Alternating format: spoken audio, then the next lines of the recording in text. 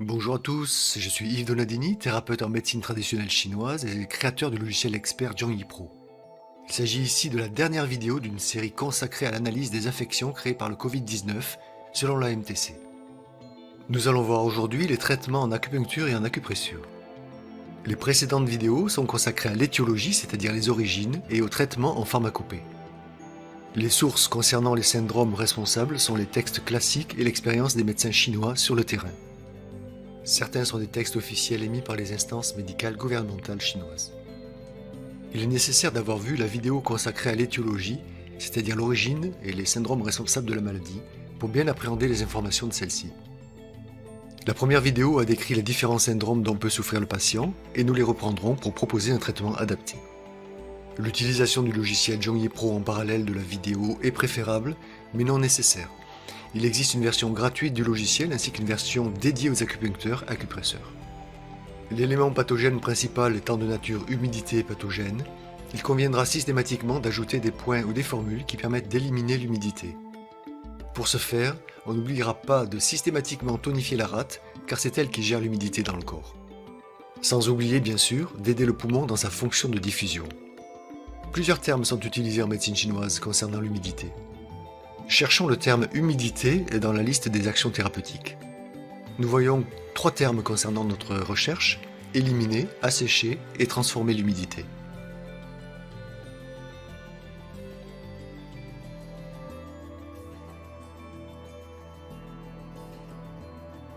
Comme il est écrit dans l'explication fournie par le logiciel, éliminer correspond à un terme générique. Assécher est réservé aux plantes qui assèchent par leur nature aromatique, et transformer correspond à aider la rate à gérer l'humidité et à l'aider dans sa fonction de transformation. Nous allons nous centrer ici sur les traitements. Pour vous aider au diagnostic différentiel qui vous permettra de reconnaître les syndromes responsables, vous pouvez soit utiliser le logiciel, soit visionner la première vidéo. Tout d'abord, le stade initial où les symptômes sont à peine présents. Premièrement, le vent froid entrave le poumon avec peu de froid et présence d'humidité. Regardons ce que propose le logiciel et ouvrons les fiches des 4 formules proposées.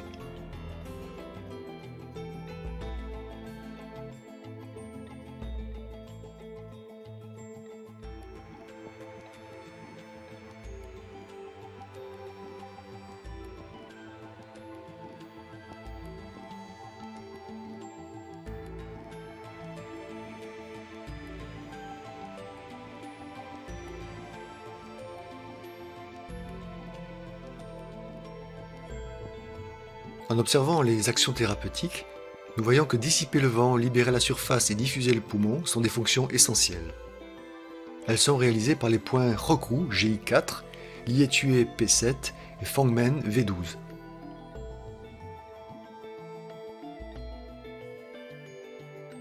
Comparons maintenant les 2 dernières formules. Elles diffèrent uniquement par les points Fengfu Tumai 16 et Fengqi VB20. Comparons ces points.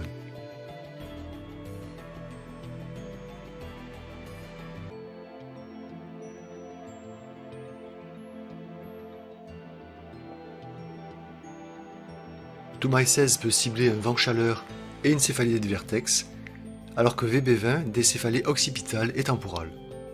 Ces 2 formules sont donc bien adaptées en cas de mal de tête. Comparons maintenant les symptômes et indications traités par les autres formules.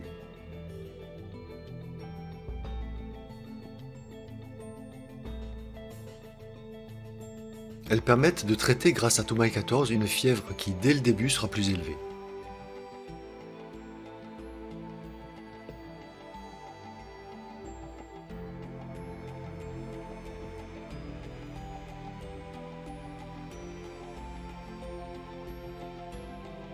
Maintenant, analysons un cas souvent rencontré, celui du froid et de l'humidité qui entrave la rate avec des nausées et de la diarrhée.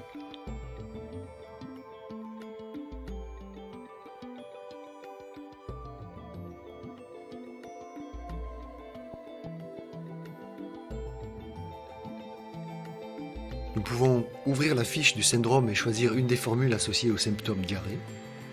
Ou, si nous voulons utiliser moins de points, ouvrir la liste des indications et celle des actions, ou même réaliser une recherche croisée.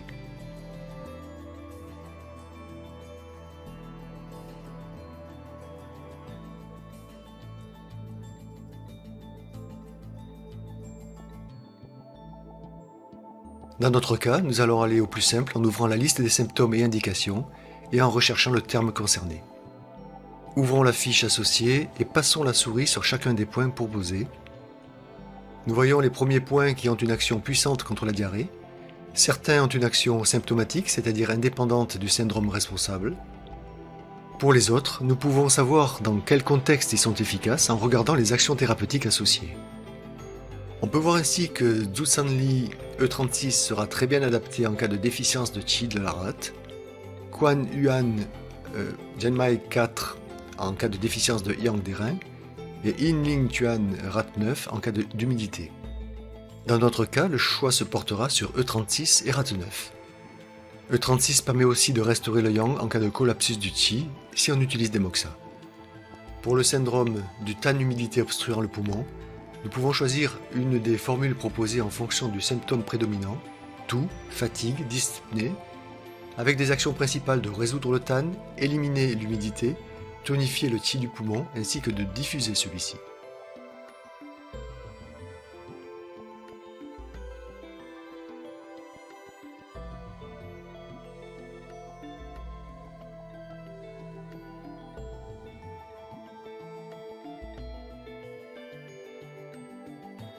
Maintenant, un syndrome Shaoyang qui est très souvent rencontré lui aussi. Nous pouvons de la même manière choisir une des formules proposées en fonction des symptômes associés au syndrome.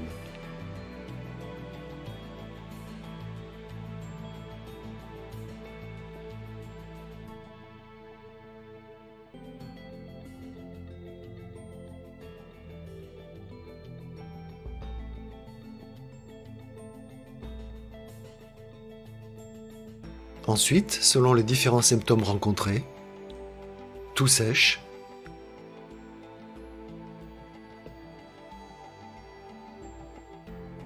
Consuei P6, nausée,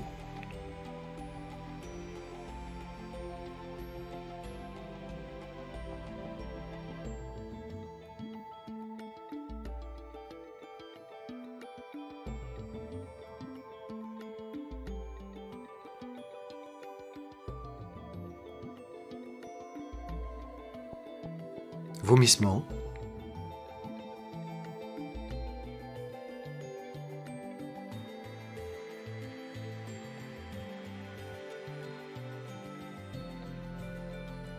Maintenant, pour un stade initial, considérons un syndrome de surface d'humidité-chaleur sur le foyer supérieur, c'est-à-dire vent-chaleur-humidité.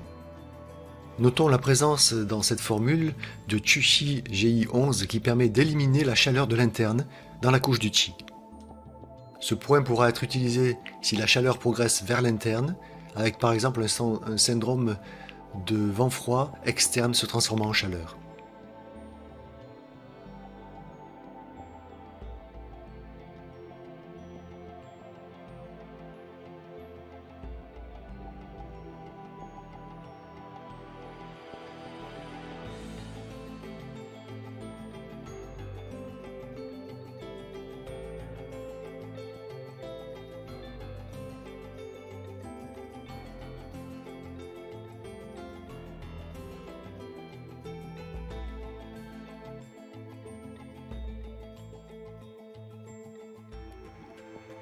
Passons maintenant au stade plus sévère, fébrile, où la chaleur est dans la couche du Qi. Avec le syndrome de la couche du Qi de la chaleur pathogène du poumon et de l'estomac, qui correspond à un syndrome de chaleur dans le Yangming.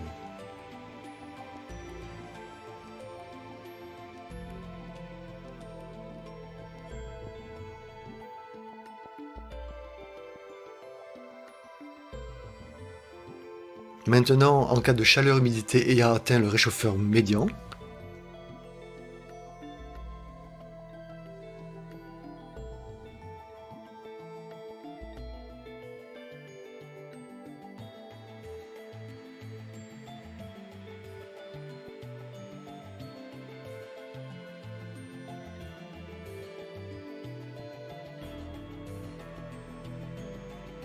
en cas d'oppression thoracique, nous pouvons utiliser les différents points proposés par le logiciel.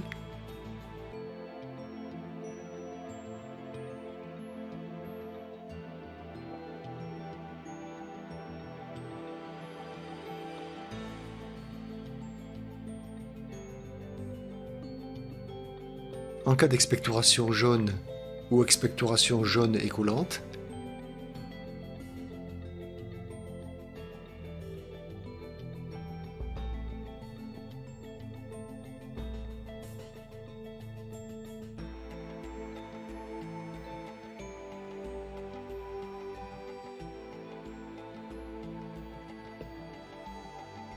nous n'entrerons pas dans les détails ici des stades critiques, car en général les patients sont hospitalisés en soins intensifs.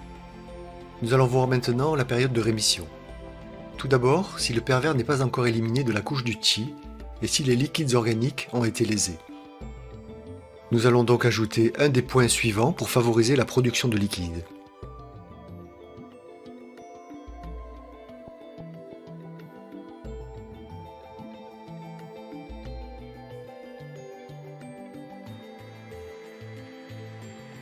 Ensuite, si en plus nous avons un feu déficience,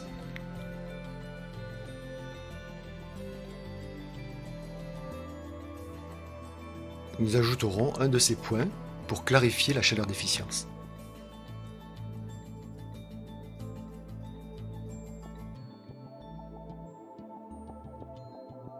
En cas de déficience de Qi de la rate avec affaiblissement des fonctions de transport et de transformation, nous allons utiliser E36 et RAT9 comme précédemment. En cas d'effondrement du Qi du foyer médian, E36 bien sûr. En cas de Tan-in du poumon,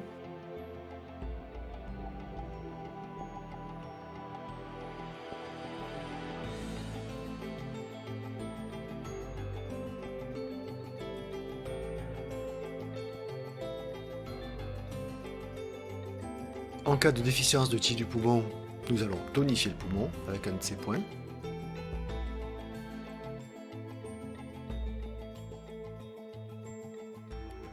Et en cas de déficience de Yin du poumon,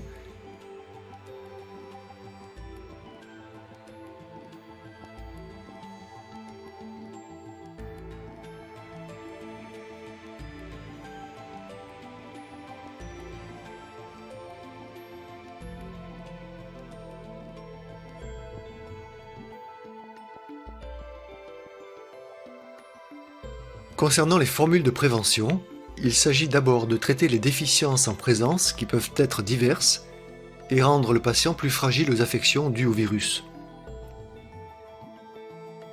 Entre autres, nous pouvons rencontrer les différents syndromes suivants: la déficience de Qi ou de Yang de la rate, la déficience de Qi du poumon et la déficience de Yang du cœur. Pour tonifier le Qi, nous pouvons utiliser plusieurs de ces points en fonction de leur spécification.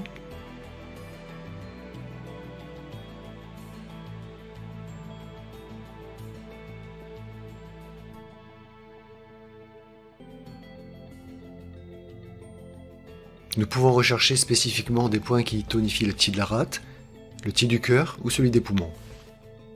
Et systématiquement, pour aider la rate dans sa fonction de drainage de l'humidité, le point RAT9.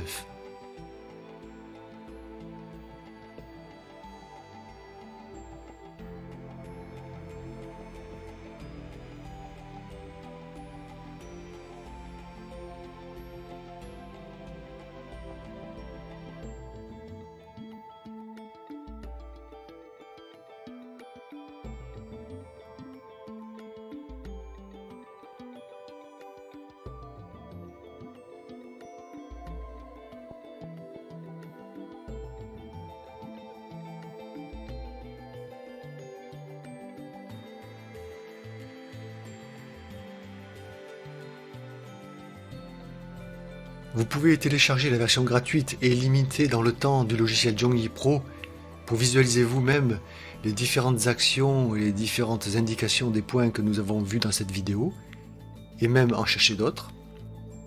Et je vous souhaite bon courage à tous en ces temps un peu difficiles. Nous avons décidé, durant cette période de pandémie, de faire un rabais de 60% sur le prix de Zhongyi Pro pour toutes les versions. Utilisez le coupon NOCOVID19 sur notre site de vente pour bénéficier de cette remise lors de l'achat.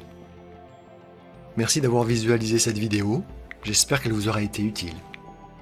À bientôt.